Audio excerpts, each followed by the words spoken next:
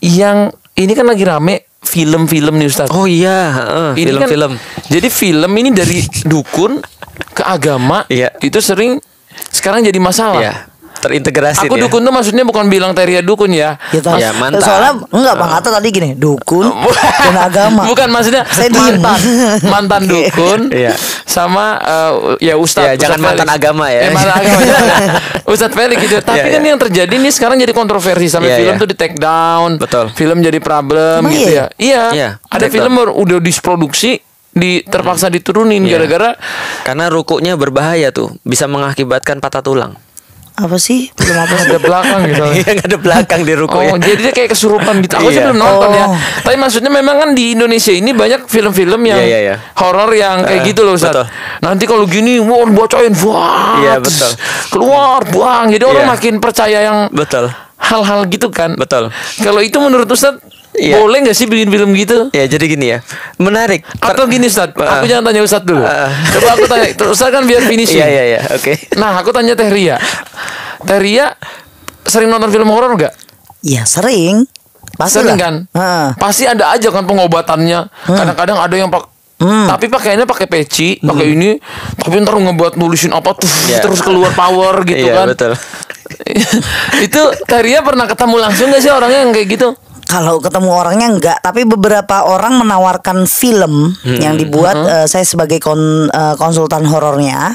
Tapi kalau yang rananya nanti orang bakalan jadi edukasinya malah jadi rusak, saya nggak mau. Oh, tapi kalau itu cuman sekedar buat film biar seru gitu, itu gimana ya? Tapi kan ada juga yang apa namanya tim editingnya juga nggak yang terlalu frontal kayak gitu. Tapi kebanyakan film-film sekarang tuh sampai ajiannya aja dikasih tahu, cara mematikannya dikasih tahu.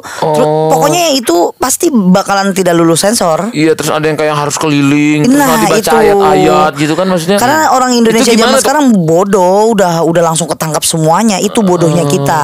Langsung ditangkap semuanya kalau itu benar. Padahal banyak udah di aransemen. Kayak saya podcast sama Bang Atta, saya disuruh coba tes satu aja deh, jampe gitu. Dikasih tahu biar nanti orang lain tuh nggak dimakan jampenya. Saya kasih tahu satu, ya banyak yang ngikutin jadi gila. Kan jadi gila. Jadi gila, Orang iya. enggak. Karena percaya yang aneh-aneh padahal Nah, enggak. itu. Iya. Tapi waktu kakak bikin film itu berarti itu atas dasar imajinasi kakak. Enggak, kalau atas dasar tetap kita kasih tahu apa yang terjadi sebenarnya. Cuma saya minta tidak langsung relate yang asli, harus ada disamarkan gitu. Oh, jadi atas dasar pengalamannya juga Iya, ada. karena nanti dosa saya jariahnya panjang, dosanya yang jariah. Oke. Bukannya amal jariah, jadi dosa saya panjang. Enggak, pokoknya saya mau yang bikin film, mau cerita true story saya atau apa, saya maunya itu nggak yang bikin otak orang malah ngikutin yang buruknya. Oke. Kalau luar negeri kan hantunya udah kayak Casper, terus matinya pakai laser, gitu kan. Betul, Ghostbuster gitu-gitu. Maksudnya udah pakai teknologi. Kalau di kita kan pasti ada masuk tuh. Banaspati. Terus dikumpulin ini, terus ada doa dicampur. Iya. Nah, sekarang ke Ustadz nih, itu boleh nggak sih Ustadz? Gimana sih Iya. dia mencampurkan itu? Nah, ini kan aku juga awam masalahnya. Ya, Aku oke. awam. Jadi gini, menarik adalah perkenalanku dengan Islam. Pertama kali adalah lewat film horor. Dari gitu, situ aku tahu bahwa kiai itu adalah tugasnya adalah membakar jin. Lalu kemudian apa bedanya dengan eksorsis? Seperti yang aku tahu ketika di agamaku yang lama kan juga ada kan ya. Ada Mengusir roh kan itu yang kan ya. pakai karena aku Eksorsis. sering aku suka nonton juga yang pakai air suci itu Iya, ya sama salib. sama salib Iya. terus Iya, betul. Artinya kan itu kan ada pada kepercayaan semua agama gitu kan Oke. ya. Tapi problemnya adalah kita balik lagi bahwasanya kenapa ini adalah film laku? Aku pernah ngobrol sama orang-orang yang bikin filmnya. Aku tanya, "Kamu yakin dengan apa yang kamu bikin?" Dia bilang, "Enggak, tapi ini adalah laku, Ustaz." Jadi Oke. orang bikinnya laku dulu. laku dulu. Indonesia tuh yang masih laku dua, seks sama horor. Oke. Makanya digabung tuh kadang-kadang tuh. Iya. Menculik Miyabi gabung sama suster ngesot. Iya, sama suster keramas. Iya. Suster Jadinya keramas. Miyabi ngesot lalu keramas. Ya. Gitu. Iya kan. Tapi kan komedi juga masih laku Ustaz sekarang. Iya. Komedi sekarang baru naik. gitu kan ya. Kalau Oke. dulu memang sudah ada pasar, kalau Indonesia memang orang Oh komedi. iya, benar-benar. Tapi kita lihat ya, Kalau bahwasanya- horor dari dulu emang. dari dulu, dan baru sekarang ini kemudian dia agak diwarnai dengan yang lain, genre-genre yang lain, seperti genre romantis, bahkan sudah action kita udah mirip-mirip Thailand dan Hollywood sebenarnya.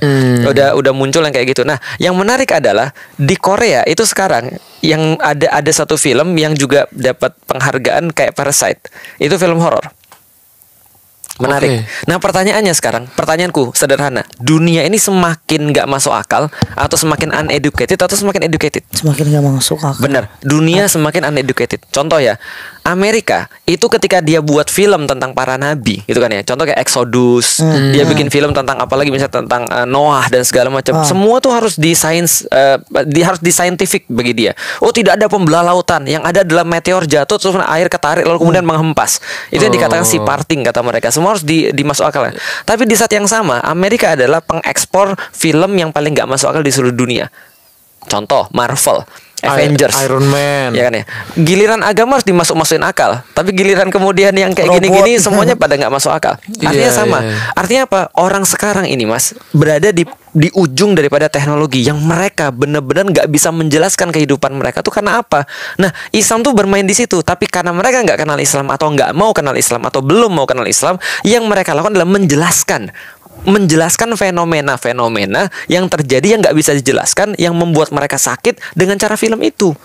Nah, termasuk di Indonesia juga sama, gitu kan ya. Nah, aku ngerti ketika ditanya pada setiap orang pembuat film, dia pasti akan ngomong kita berusaha untuk nyari kasih kebaikan dan segala macam. Tapi aku kasih tahu pada setiap orang, termasuk kita sebagai seorang entertainer, aku pernah negur satu orang ketika dia ngundang LGBT dalam podcast. Lalu aku bilang, tolong di take down. Lah kenapa? Dia bilang ini berguna, ini adalah edukasi dan segala. Aku bilang gini, bro, masalahnya bukan itu. Kalau lu mau edukasi, bisa lu tempatkan dia di kursi pasien, bukan di kursi narasumber. Karena orang sakit tidak boleh ngasih pencerahan.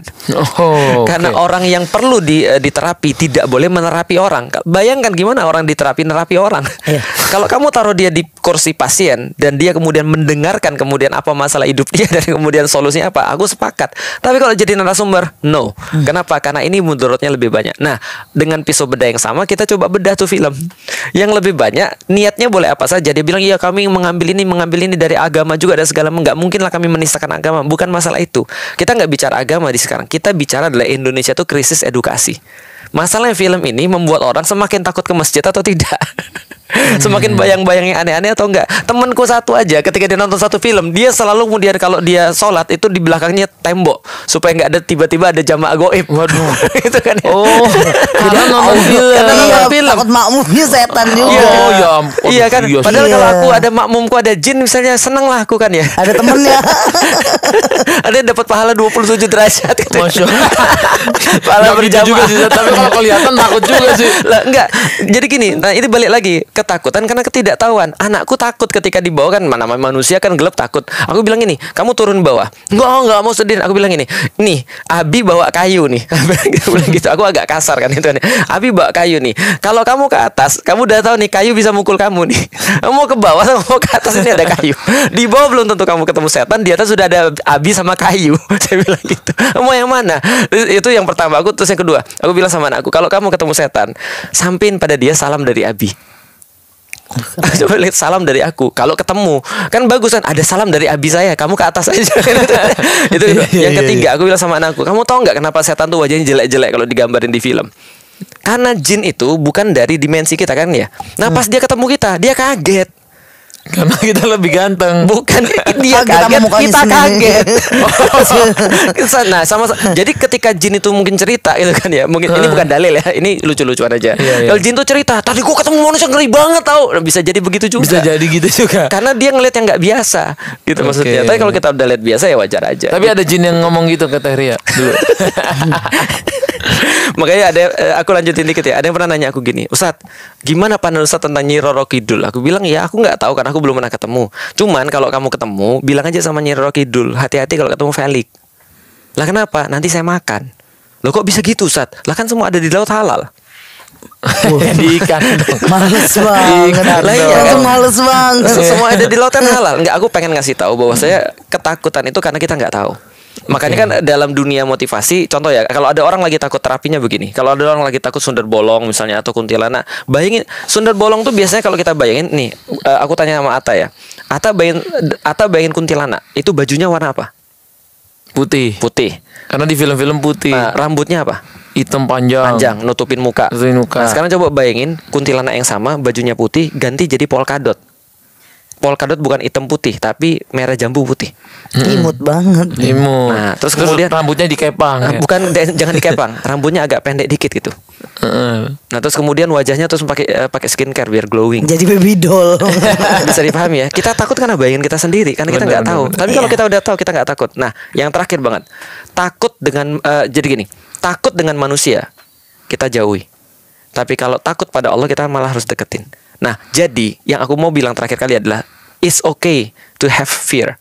Tapi fear-nya itu kita mau taruh di mana? Tempat yang tepat. Makanya ketika orang mukmin ditanya, kamu nggak punya rasa takut? Dia bilang, saya punya banyak rasa takut. Cuma saya kasih kepada Allah dan tidak saya sisakan untuk selain Allah. Masya Allah. Maka dia nggak takut apapun selain Allah. Nah, itu yang paling bagus tuh.